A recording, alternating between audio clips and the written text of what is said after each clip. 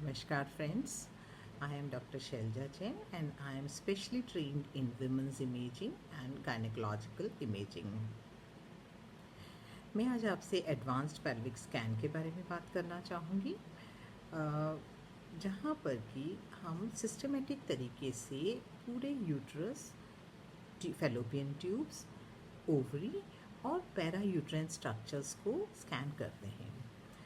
Endometrium को जब हम देखते हैं तो केवल थिकनेस की बात नहीं करते हैं, उसकी क्वालिटी, उसमें कोई इन्फेक्शन, कोई ट्यूमर, कोई इरेगुलरिटी, थिनिंग, फ्लूइड कलेक्शंस अगर होते हैं, प्लस उनका कलर डॉपलर करके एंडोमेट्रियम का फुल इवैल्यूएशन किया जाता है। अगर वहाँ की कोई पैथोलॉजी है तो उसको ट्रीट किए बिना अगर हम कोई भी इलाज करते हैं तो वो सक्सेसफुल नहीं होता है। एंडोमेट्रियम के बाद हम मायोमेट्रियम के पूरा देखते हैं, उसमें कोई फाइब्रॉइड्स हैं, कोई एंडोमेट्रियोसिस है, कोई सिस्ट्स हैं, वो सब चेक किया जाता है।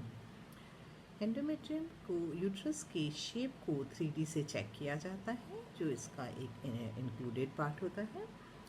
उसके बाद जब हम फैलोपियन ट्यूब्स की तरफ जाते हैं, उसको देखने का एक स्पेशल तरीका होता है। और पहले समझा जाता था कि फैलोपियन ट्यूब अल्ट्रासाउंड पे नहीं दिखती है, बट अब with very high and machines हमें ट्यूब की पैथोलॉजी बहुत कॉमनली पेशेंट्स के अंदर मिलती है।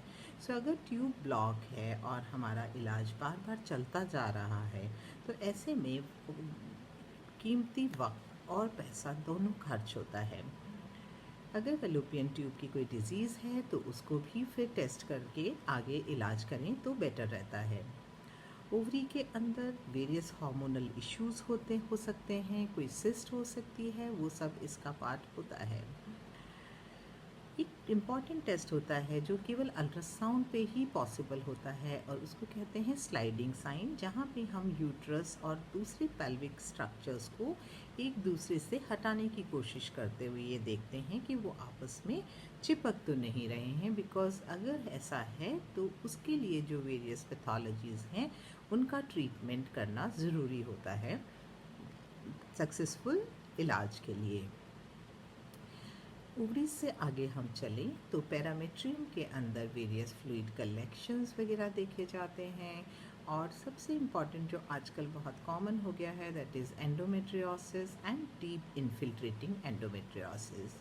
डीप इन्फिल्ट्रेटिंग एंडोमेट्रियोसिस के अंदर एंडोमेट्रियोसिस के नोड्यूल्स जो यूट्रस से बाहर चले गए हैं, लाइक यूट्रोसेक्रल लिगामेंट में चले गए हैं या इसमें चले गए हैं, बावल के अंदर चले गए हैं, टोरस के पास चले गए हैं, ओवरी के सरफेस पे चले गए हैं, फैलोपियन ट्यूब के सरफेस या उसके अंदर चले गए हैं, जिसकी वजह से हीमेटोसाल्पिंग्स हो जाता है। तो ये सब चीज़ें डिटेल में चेक करके रिपोर्ट दी जाती है, ताकि अगर कोई सर्जन प्लान कर रहा है या अगर सर्जरी नहीं भी करनी है तो आफ्टर ट्रीटमेंट उसका इफ़ेक्ट देखने के लिए एक एक नोड्यूल को कंपेयर किया जा सकता है। सो ये एक बहुत इम्पॉर्टेंट पार्ट होता है एडवांस्ड पेल्विक स्कैन का।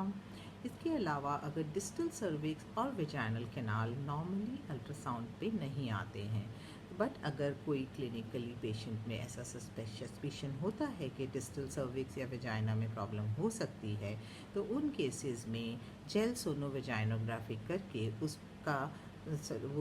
उसको ठीक से चेक किया जाता है। तो इस तरह से एडवांस पेल्विक स्कैन एक बहुत ही time and cost effective test है for any gynaecological problem and specially in cases जो बार बार इनफर्टिलिटी के लिए ट्रीटमेंट चल रहा है और उनमें कोई प्रॉब्लम पकड़ में नहीं आ पा रही है। सो